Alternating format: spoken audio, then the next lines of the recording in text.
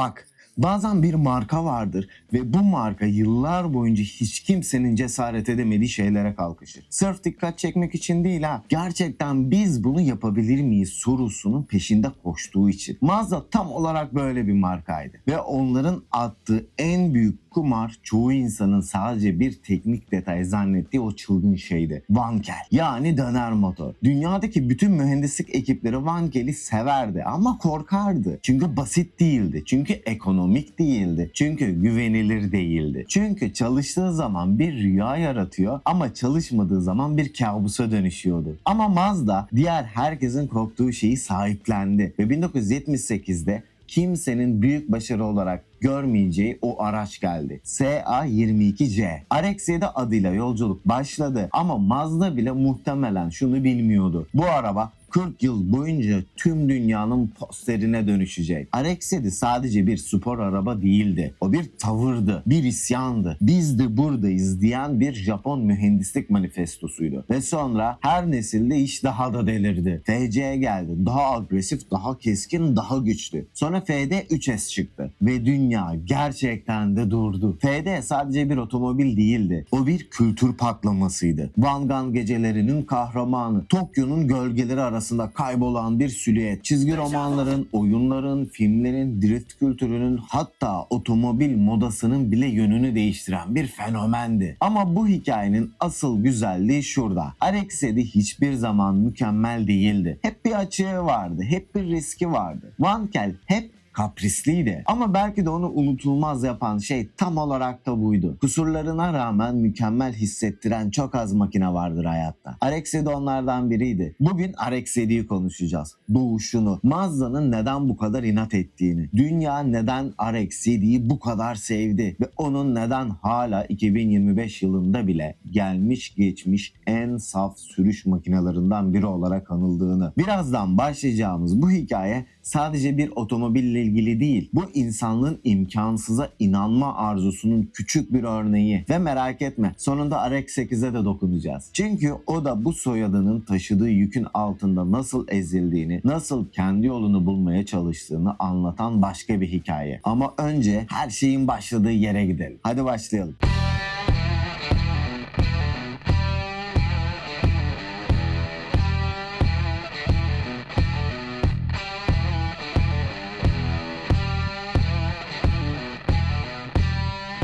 Mazda'nın RX efsanesine giden yol aslında başarısızlıklarla dolu bir mühendislik mezarlığıyla başladı. 1960'larda dünya Wankel motoru büyük umutlarla karşıladı. Mercedes denedi, Citroen denedi, General Motors denedi, hatta NSU bile bir dönem geleceğin motoru bu diye şirket politikasını değiştirdi. Ama herkesin ortak bir sorunu vardı. Wankel yağ yakıyordu. Apex yıllar dayanıklı değildi. Termal verim, zayıf yakıt tüketimi yüksekti ve güvenilirlik tam bir piyango. Dünyadaki bütün dev üreticiler bir süre sonra aynı kararı verdi. Bırakın gitsin, değmez. Herkes vazgeçti. Ama Mazda vazgeçmedi. Mazda'nın o dönemki üst düzey yöneticilerinden Kenichi Yamamoto'nun meşhur bir sözü vardır. Eğer herkes aynı motoru yapıyorsa biz neden varız? Mazda büyük rakipleriyle mücadele edebilecek kapasitede değildi. Para yoktu, Ar-Ge sınırlıydı. Dünya devleri sedan üretirken Mazda küçük bir Japon imalatçısı olarak nefes almaya çalışıyordu. İşte bu yüzden diğer herkesin çöpe attığı projeyi onlar sahiplendi. Çünkü Wankel Mazda'ya farklılık sunuyordu. Küçük bir şirketin büyükleri yenebilmesi için tek şans buydu ve RX-7 bunun manifestosuydu. 1978 SA22C. Mazda RX-7'yi piyasaya sürdüğünde kimse bu arabadan dünya çapında ikon olmasını beklemiyordu. Ama RX-7'nin en büyük avantajı şuydu. Hafifti, dengeliydi, motoru inanılmaz pürüzsüz çalışıyordu. Mühendisliği tutkuluydu ve en önemlisi sürücü odaklıydı. RX-7'nin karakterini belirleyen iki şey vardı. Wankel motorun anlamsız derecede eğlenceli karakteri, Mazda'nın sürüş hissine takıntısı. Her rakip güç arttırmaya çalışırken Mazda ağırlık azaltmaya çalıştı. Her rakip turbo kovalamaya çalışırken Mazda direksiyon hissini mükemmelleştirmeye çalıştı. Bu yüzden RX-7 her nesilde odaklı bir spor otomobil olmaya devam etti. Driftçilerin, tok sürücülerinin, Wangan Racer'ların, hatta video oyunu oyuncularının bile ortak noktası RX-7 oldu. Çünkü bu araba hızdan çok hissiyat satıyordu.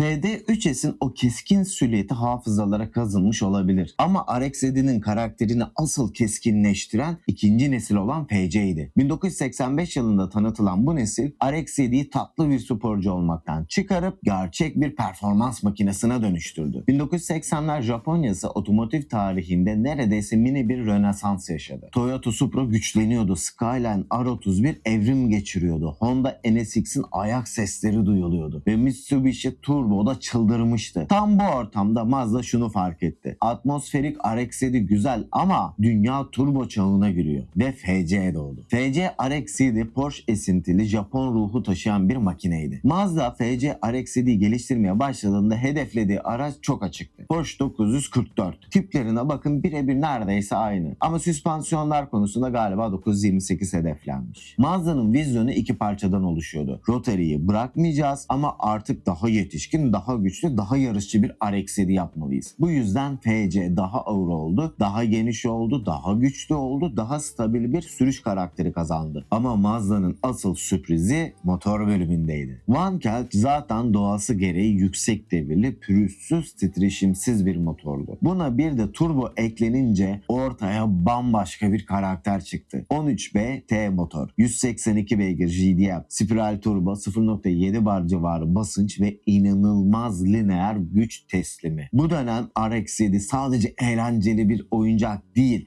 gerçek bir yarış silahı haline geldi. Dünyanın dört bir yanında amatör ve profesyonel pilotlar şunu söylemeye başladı: FC arkadan itişli otomobiller arasında en dengeli platformlardan biri. Bu çok büyük bir övgüydü ve bunun iki sebebi vardı. Bir, 50-50 ağırlık dağılımı. İki, Wankel'in minik boyutları sayesinde ideal motor yerleşimi. Mazda mühendisleri bunu yaparken aslında çok zor bir şey başarmışlardı: dengeyi mükemmelleştirmek. FC tam bir asi genç gibiydi. Biraz kaba, biraz meydan okuyan ama aynı zamanda inanılmaz yetenekli. Bu yüzden 80'ler sonu 90'lar başı Japon sokak kültüründe FC delikanlı arabası olarak görülürdü. Wangan'da RX-7 görünce herkes şunu bilirdi: bu adam ciddidir. Motor sporlarındaki sessiz dominasyonu da başlamıştı. Orada FC RX-7 tam bir canavardı. 80'lerin sonunda sınıfını domine etti. Wankel turbo kombinasyonunun ne kadar etkili olabileceğini gösterdi. Mazda için FC dönemi şunu kanıtladı: Rotary artı turbo başarılı olabilir. RX-7 artık ciddi bir performans markasıdır. Wankel motor geliştirilirse dünya devi markaların korkulu rüyası olabilir ve bu özgüvenle Mazda 3. nesle geçti. FD RX-7 otomotiv dünyasında öyle bir noktaya denk geldi ki Mazda'nın bu kadar iddialı olmasına gerçekten kimse hazırlıklı değildi. FC zaten güçlüydü, iyiydi, dengeliydi ama FD başka bir şeydi. Bir makine değil, bir niyet beyanıydı. 1992 yılında FD tanıtıldığında dünya şunu fark etti: Mazda sadece spor araba üretmiyor. Mazda dünyanın en saf sürüş makinelerinden birini yapmaya çalışıyor. Bu çok iddialı bir ifadeydi ama FD3 ise bunu hak ediyordu. Mazda'nın bugün MX-5 için sürekli kullandığı o meşhur felsefe vardır: Jinba Ittai, at ile binicinin bir olması. İşte FD bu felsefenin spor otomobil tarafında ilk defa tam güç uygulandığı otomobildi. Konu güç değildi, konu hız değildi, konu 0-100 değil, Nürburgring Tour zamanı değildi. Konu sürücüyle makinenin tek bir organizma gibi hareket etmesiydi. FD'nin içine oturunca hissettiğin şey şuydu: tüneller gibi wraparound cockpit, alçak oturma pozisyonu, direksiyonun göğüse yakın yapısı, hafif içe dönük ekran, beni kullan diyen mekanik sadelik. Tasarımı bir araba bu kadar mı akıcı olur? FD'nin çizgileri öyle akıcıdır ki hala 2025 yılında bile yaşlanmayan bir tasarım olarak görülür. Pop-up farları, geniş ama yüksek olmayan çamurluklar, arkaya doğru incelen o karakteristik kuyruk, çizgisiz, sade, neredeyse heykel gibi gövde. Bugün bile bir RX-7 FD yanından geçerken herkes dönüp bakar. Bu bir spor araba olduğundan değil, bir sanat objesi gibi durduğunda. FD RX-7'nin kalbindeki motor Wankel dünyasının en tartışmalı ve en sevilen kombinasyonudur. 13B REW sekansiyel çift turbo. Sistemin çalışma mantığı basitti aslında. Bir turbo düşük devirde devrede anında tork, diğer turbo yüksek devirde açılıyor, üst devirde güç patlaması. Sonuç sürekli ve kesintisiz bir hızlanma hissi. FD'nin gaz pedalına dokunursun, turbo dolmaya başladığında bir anlık sessizlik olur ve ardından FD'nin meşhur karakteri ortaya çıkar: o ince, tiz, metalik bir çığlık. Motor inanılmaz kompakt olduğu için ağırlık merkezi çok alçaktı. Bu da kusursuz dengeye katkı sağladı. FD RX-7'nin viraj kabiliyeti özelliği ise buradan geliyordu. Hafif, alçak, kompakt bir motor sayesinde gövde inanılmaz dengeli bir yapı sunuyordu. Güç rakamları gerçek anlamını kaybeder FD'yi konuştuğun zaman. FD'nin 255 beygir civarı gücü var ama bu rakam FD'yi anlatamaz. FD 255 beygir hissettirmez. FD 300-320 beygirmiş gibi hissettirir. FD güç rakamlarına ihtiyaç duymaz. Hissiyatıyla hızlıyım der sana. Ama tabii bir de bunun kültürdeki patlaması da var. FD RX'de popüler kültürde öyle bir yer kazandı ki bu yer sadece bir araba için fazla büyük. Initial D, Kyosuke Takahashi'nin FD'si. Oyun dünyasında da aynı. Gran Turismo, Need for Speed, Forza, filmler dersen Fast and Furious serisi illaki. Dünyanın dört bir yanındaki gençler için RX'de Freedom Machine oldu. FD mükemmel değildi. Hatta bazılarına göre dayanıklılık açısından çok problemli bir makinaydı. Turbo sistemi karmaşık, motor ısınmaya meyilli, stopperlar hassas, apex seal'lar hala bir tehdit. Yanlış modifiye motordan nefret eder. Yağlama sistemi hata kaldırmaz. Ama işte tam da bu yüzden efsane oldu. FD kolay bir araba değildir. Her sürücü kabul etmez. Zor bir makinedir. Zor olduğu için özeldir. FD'yi kullanmak bir yetenek ve saygı gerektirir. FD aynı zamanda Rotary'nin son büyük patlamasıydı. Mazda 1990'ların sonunda finansal olarak büyük sıkıntıya girdi. FD RX-7'nin geliştirilmesi pahalıydı. Vankel motorun emisyon değerleri, tüketimi yüksekti. Dünya artık daha ekonomik çözümler istiyordu. FD RX-7 döneminin son romantik spor arabası olarak tarihe geçti. Biz FD'den bahsettiğimizde aslında şunu diyoruz. Benzinsiz bir çağda ruhu olan son spor makinelerden biri.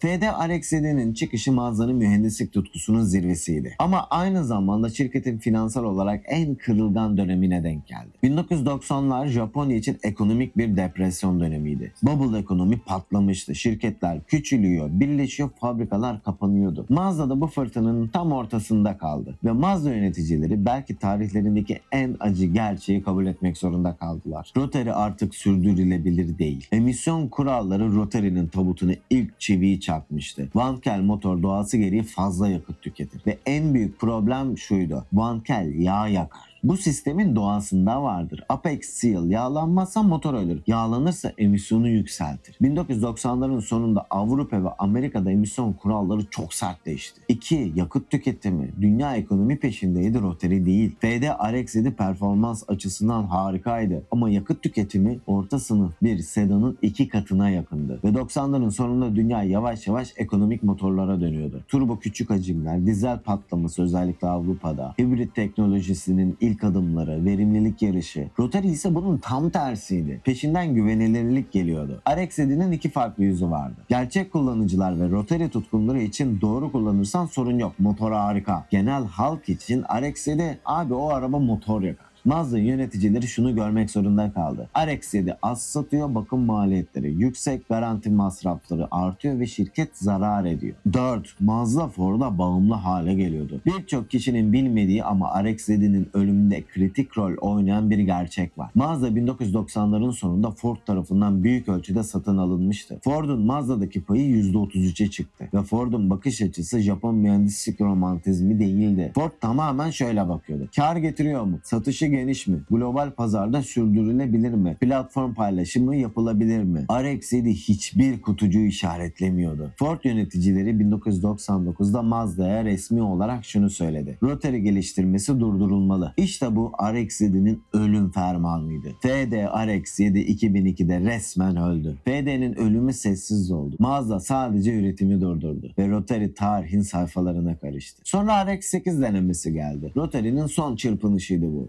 RX-7 öldü ama Mazda Rotary'yi tamamen gömmek istemedi. Bu yüzden 2003'te RX-8 geldi. Evet, güzel bir arabaydı. 4 kapılı bir sporcu fikri ilginçti. Renesis motor emisyon açısından daha iyiydi. Ama RX-8'in geri bildirimi net. RX-7 kadar hızlı değildi. Rotary hala hassastı. Yakıt tüketimi hala fazlaydı. Turbo yoktu. Sürüş makinesi yerine spor hissiyatlı GT gibi olmuştu. RX-7 efsanesi o kadar güçlüydü ki RX-8 bu gölgeden çıkamadı. 2012'de Rotary bir kez daha öldü. Ama FD RX-7 ölümünden sonra daha da büyüyen bir efsaneye dönüştü. FD RX-7 öldükten sonra daha popüler oldu. Tuning dünyası onu sahiplendi. GDM kültürü yükseldi. Fast and Furious patladı. Initial D globalleşti. FD bir anda kült bir sembole dönüştü. Mazda bu arabayı yaşatamadı ama dünya yaşattı.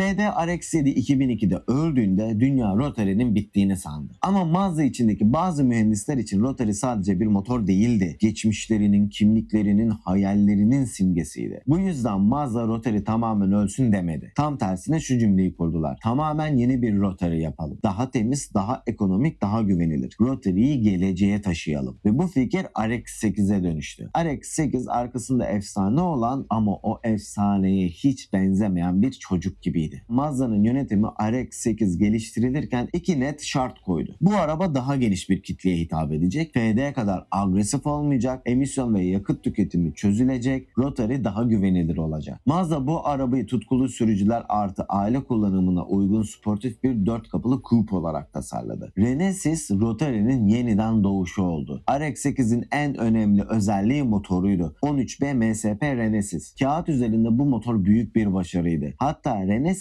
2003'te yılın motoru ödülünü kazandı. Ama FD'nin fanları için bir eksik vardı. Turbo yoktu, patlama hissi yoktu, kükreme yoktu. FD'nin vay be dedirten o deliliği yoktu. RX-8 teknik olarak iyi olsa da duygusal olarak RX-7'nin yerini tutamadı. Şunu dürüstçe söyleyelim: RX-8 aslında harika bir sürüş makinesiydi. Ağırlık dağılımı mükemmel, direksiyon tepkisi sınıfının en iyisi. Şasi FD'den bile daha dengeli ve rafine. Peki sorun neydi? RX-8 çok iyi bir spor otomobildi. Ama RX-7'nin yarattığı efsane beklentisini karşılamıyordu. FD bir rüyaydı, RX-8 ise bir mühendislik ürünüydü. Gerçek problem ise motor güvenilirliği bir kez daha Mazda'yı vurdu. Rotary'nin doğası değişmemişti. Kompresyon zamanla düşer. Apex Seal hala hassas. Isı yönetimi yine kritik. Mazda garanti servislerinde RX-8 motor değiştirmekten bıktı ve yönetim bir kez daha şu cümleyi kurdu: Rotary sürdürülebilir değil. Emisyon kuralları bu sefer daha da acımasızdı. 2010'da RX-8 Euro 5 standartları yüzünden resmen satıştan çekilmek zorunda kaldı. Mazda bunun üzerine şu kararı verdi: Rotary üretimi 2012'de duracak ve böylece Rotary 50 yılı aşkın bir tarihin ardından ikinci kez öldü. Peki RX-8 neden RX-7 gibi efsaneleşmedi? Bunun birkaç sebebi var bence. 1. Turbo yoktu. RX-7'nin patlamalı karakteri yoktu. 2. Güç çok düşüktü. 3. 4 kapılı form pure skitliği kaybetti. 4. FD'nin gölgesi çok büyüktü. 5. Güvenilirlik sorunları moral bozdu. Bu yüzden RX-7 büyük bir efsane olarak hatırlanıyor. RX-8 ise Rotary tarihinin son nefesi olarak.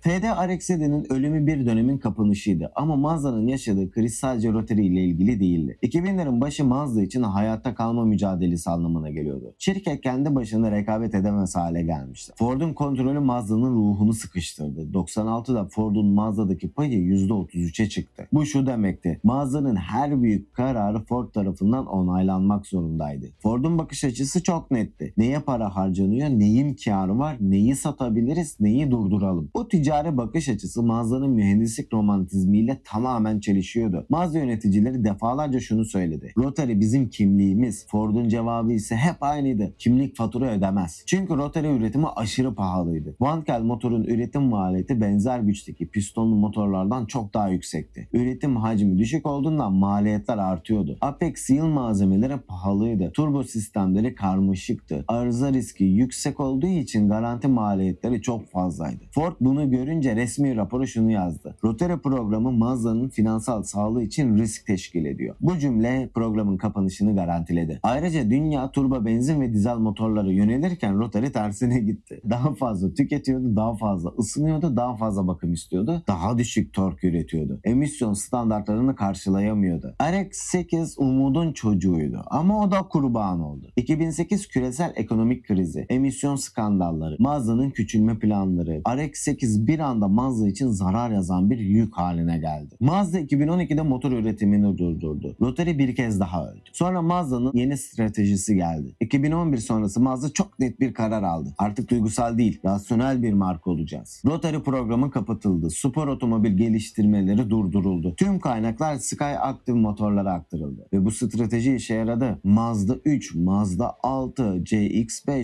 CX-3, CX-30, Mazda 2 hepsi çok başarılı oldu. Ama bu başarı bir bedelle geldi. Rotary öldü. Sporcu kimlik öldü. RX ruhu sessizce kapandı. Mazda hayatta kaldı ama ruhunun bir parçasını kaybetti.